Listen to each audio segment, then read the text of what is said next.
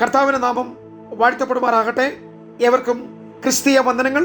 ഈ പ്രഭാതത്തിലും നാം വീണ്ടും ചിന്തിക്കുന്നത് ക്രിസ്തുവിനെ അറിയണം, ക്രിസ്തുവിനെ മാത്രം അറിയണം, ക്രിസ്തുവിനെ അല്ലാതെ മറ്റാരെയും അറിയരുത് എന്നുള്ള ചിന്തകളാണ് നമ്മുടെ പഠന മേഖലയായി നാം വീണ്ടും ഉൾക്കൊള്ളിച്ചിരിക്കുന്നത്. അതിനാധാരമായി ഫിലിപ്പി ലേഖനമാണ് നാം അടിസ്ഥാന പുസ്തകമായി എടുത്തിരിക്കുന്നത്. ഇവിടെ ക്രിസ്തുവിന്റെ മനസ്സ്, ക്രിസ്തുവിന്റെ ഭാവം, ക്രിസ്തു എന്ന ലക്ഷ്യം, ക്രിസ്തുവിന്റെ ശക്തി എന്നീ വിഷയങ്ങളെക്കുറിച്ച് അപ്പോസ്തലനായ പൗലോസ് ഓരോ അധ്യായങ്ങളിലും ധാരാളം ചിന്തകൾ തൻ്റെ ഈ ലേഖനത്തിൽ കാണുവാൻ കഴിയും. ക്രിസ്തുവിനെ അറിയുവാൻ വേണ്ടിയുള്ള ഒരു തൽപരത, ക്രിസ്തു സമാനമായ ജീവിതശൈലിക്ക് വേണ്ടിയുള്ള ഒരു ആഗ്രഹം, അതിനെ പൗലോസിന്റെ ആഗ്രഹം എന്നതിനേക്കാൾ അത്യാഗ്രഹം എന്ന് നമുക്ക് വിവക്ഷിക്കാൻ കഴിയും. ഇവിടെ അപ്പോസ്തലന്റെ ജീവിതത്തിന്റെ ഏറ്റവും വലിയ ഒരു സാക്ഷാത്കാരം എന്ന് പറയുന്നത് പോലെ ക്രിസ്തുവിനെ അറിയുവാനുള്ള തൻ്റെ ദാഹം, വാഞ്ച, അതിനുവേണ്ടിയുള്ള തൻ്റെ അഭിലാഷം പല പ്രത്യേക തീരുമാനങ്ങളിലേക്ക് തന്നെ കൊണ്ടെത്തിച്ചു. എല്ലാ മേഖലയിലും വലിയ ഔന്നത്യമുള്ള, മതപരമായും വിദ്യാഭ്യാസപരമായും സംസ്കാരപരമായും തൻ്റെ പാരമ്പര്യം കൊണ്ടും ഏറ്റവും ഉന്നതമായ ശ്രേണിയിൽ നിൽക്കാവുന്ന അപ്പോസ്തലൻ ക്രിസ്തു എന്ന പരിജ്ഞാനം ലഭിച്ചപ്പോൾ മുതൽ തൻ്റെ ജീവിതത്തിന്, തൻ്റെ ശൈലികൾക്ക്, തൻ്റെ നിലപാടുകൾക്ക്, തൻ്റെ കാഴ്ചപ്പാടുകൾക്ക് വ്യത്യാസമുണ്ടായി. പ്രിയമുള്ളവരെ, ക്രിസ്തു എന്ന ആ ഒറ്റ ലക്ഷ്യം, ഏക ലക്ഷ്യം നമ്മളെയും വ്യത്യസ്തരാക്കി മാറ്റും. ലോകത്തോടുള്ള നമ്മുടെ നിലപാട്, സഹജീവികളോടുള്ള നമ്മുടെ കാഴ്ചപ്പാട്, ശത്രുക്കളോടുള്ള നമ്മുടെ മനോഭാവം, ഭാവിയോടുള്ള നമ്മുടെ താല്പര്യങ്ങൾ, ഇതെല്ലാം ഒരു ക്രിസ്തുഭക്തനെ സംബന്ധിച്ച് അവിടെ ദൈവഹിതത്തിനും ദൈവവചനത്തിനും ദൈവ ഇഷ്ടത്തിനും മാത്രം സമർപ്പിക്കപ്പെടുന്ന ഒരു ജീവിതമായി അത് മാറും. നാം ഫിലിപ്പി ലേഖനം പഠിക്കുമ്പോൾ അപ്രകാരമാണ് ഓരോ അധ്യായങ്ങളിലും ഈ ഭക്തൻ കർത്താവിൻ്റെ സ്നേഹത്തെയും ദൈവകൃപയെയും സുവിശേഷ വേലയെയും ശുശ്രൂഷയെയും ജീവിതത്തെയും ഭാവിയെയും മരണാനന്തരമുള്ള പ്രത്യാശയെക്കുറിച്ചെല്ലാം ഈ ചെറിയ ലേഖനത്തിൽ ധാരാളം വെളിപ്പാടുകൾ അപ്പോസ്തലൻ രേഖപ്പെടുത്തിയിരിക്കുകയാണ്. എക്കാലത്തുമുള്ള വിശുദ്ധന്മാർക്ക് ഈ പഠനം വളരെ സഹായകരമായി തീരും. പ്രിയമുള്ളവരെ, ഒരു ചുരുങ്ങിയ ജീവിതം അത് കർത്താവിനെ പ്രസാദിപ്പിക്കുന്നതായി തീർന്നെങ്കിൽ എത്ര നന്നായിരുന്നു. നല്ലവരും വിശ്വസ്തരും ദാസനെ എന്നുള്ള യജമാനി വിളി കേൾക്കുവാൻ എല്ലാം നന്നായി ചെയ്തു. അപ്പോൾ തന്നെ അത് ദൈവത്തിന്റെ പ്രകാരവും ദൈവികത പ്രകാരവും ദൈവ ആലോചനയിലും ദൈവ ഇഷ്ടത്തിലും ചെയ്യുവാൻ നാം മനസ്സ് വെച്ചെങ്കിൽ, അതിനുവേണ്ടിയാണ് പ്രിയമുള്ളവരെ ഈ പ്രഭാത വചന പഠനത്തിൻ്റെയും പിന്നുള്ള ആശയം എന്ന് പറയുന്നത്. നാം ക്രിസ്തുവിനെ അറിയുന്തോറും വലിയ പരിവർത്തനമാണ് എന്നിലും നിങ്ങൾ വലിയ ഉണർവാണ് ഉണ്ടാകുന്നത്. ലോകത്തിൽ ഒരു ശക്തിക്ക് കെടുത്തി കളയാൻ കഴിയാത്ത, നശിപ്പിക്കുവാൻ കഴിയാത്ത, ജീർണിച്ചു പോകാത്ത, ദ്രവിച്ചു പോകാത്ത, ആർക്കും എടുത്തു കളയാൻ കഴിയാത്ത ഒരു വലിയ ആത്മീക സന്തോഷത്തിന്റെ, ക്രിസ്തുവിനുള്ള സമാധാനത്തിന്റെ, സകല ബുദ്ധിയും കവിയുന്ന ദൈവിക സമാധാനത്തിന്റെ അനുഭവത്തിലേക്കാണ് കർത്താവ് നമ്മെ ആനയിക്കുന്നത്. അതുകൊണ്ട് ഒരു കാര്യം മാത്രമേ ഉള്ളൂ, ക്രിസ്തുവിനെ അറിയുവാൻ വേണ്ടിയുള്ള ഒരു താല്പര്യം. അവിടെയാണ് ക്രിസ്തു സമാനത നമ്മളിലും വെളിപ്പെട്ട് വരുന്നത്. പൗലോസിന്റെ ചില തീരുമാനങ്ങൾ തന്നെ വ്യത്യസ്തരാക്കി തീർത്തു. അതെന്താണ്? 1-ാം അധ്യായമാണ് നാം പഠിക്കുന്ന പാഠഭാഗം. 9-ാമത്തെ വാക്യം ക്രിസ്തുവിനെ നേടണം, 10-ാമത്തെ വാക്യം ക്രിസ്തുവിൽ ഇരിക്കണം. വീണ്ടും ആ വാക്യത്തിൽ തന്നെ ക്രിസ്തുവിനെ അറിയണം. വീണ്ടും നാം വായിക്കുമ്പോൾ ക്രിസ്തുവിന്റെ പുനരുദ്ധാരത്തിന്റെ ശക്തി അറിയണം. 11-ാമത്തെ വാക്യം കഷ്ടാനുഭവങ്ങളുടെ കൂട്ടായ്മ അനുഭവിച്ചറിയണം. വീണ്ടും ഈ കർത്താവിനോട് അനുരൂപപ്പെടണം. ഒരു മനുഷ്യന്റെ ആഗ്രഹം, അല്ലെങ്കിൽ അതിനെയാണ് അത്യാഗ്രഹം എന്ന് പറഞ്ഞത്.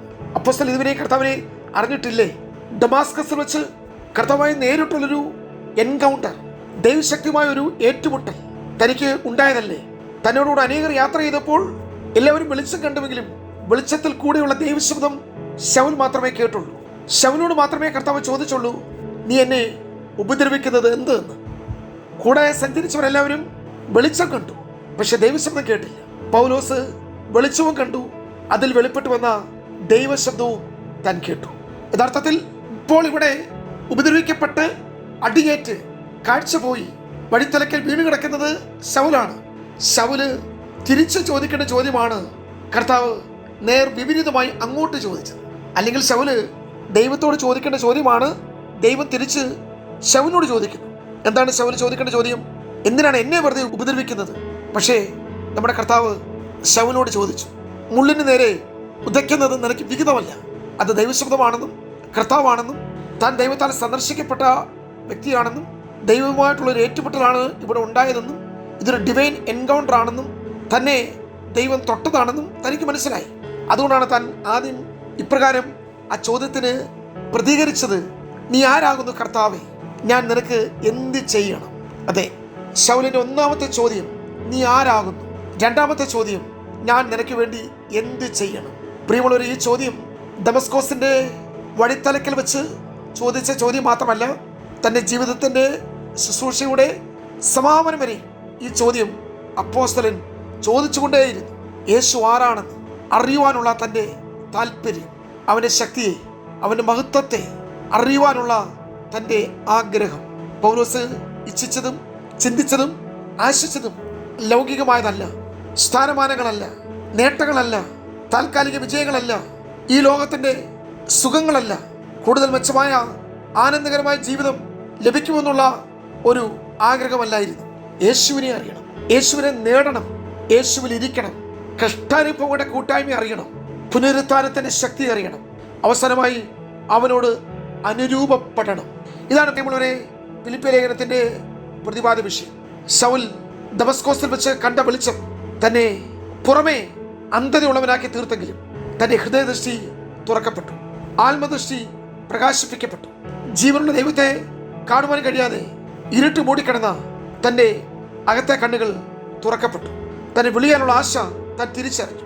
അതുകൊണ്ടാണ് അപ്പോസ്തലപ്രവൃത്തി 9-ാം അധ്യായത്തിൽ ഒരു വെളിച്ചം എന്നാണ് പറയുന്നത്. അതേ പൗലോസ് അപ്പോസ്തലപ്രവൃത്തി 22-ാം അധ്യായത്തിൽ പറയുന്നത് ഒരു വലിയ വെളിച്ചം എന്നാണ് പറയുന്നത്.